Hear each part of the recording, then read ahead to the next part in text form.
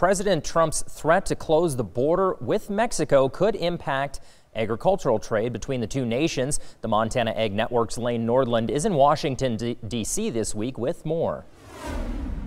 Agriculture groups are not reacting much to President Trump's threat of a border closure, but they are sharing how important trade with Mexico is for both U.S. agriculture and consumers. We have serious concerns about closing the border and what that could do to our cross-border trade with Mexico. Mexico is a $1 billion export market for us. It's very important. We export a lot of products to Mexico that, quite frankly, Americans find less desirable. We can sell, tongues and offal and things like that at a premium in the Mexican market. It's important that we keep that free flow of commerce open.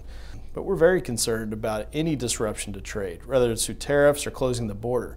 The disruption of trade could also impact Montana grain producers. Mexico was the #1 buyer of U.S. wheat here just a couple of years ago. And in fact, I think they held that title for 2 straight years. So Mexico is a very important market for wheat. For barley as well, they take in a lot of malt barley. Craft industry is big in Mexico, and they like Montana barley. A border closure may also impact how Congress will vote on the new U.S.-Mexico-Canada agreement. There's no question that the USMCA it's a very important trade agreement that we need Congress to ratify.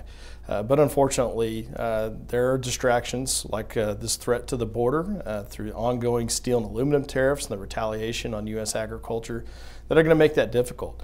While the border issue has the attention of all Americans, the impact a border closure could cause may impact farmers, ranchers, and consumers' pocketbooks. In Washington, Lane Nordland, MTN News. And according to the U.S. Trade Representative's office, Mexico was the 3rd largest ag export market for the United States in 2017, worth $19 billion. The U.S. imported $25 billion of ag products, mostly fruit and vegetables.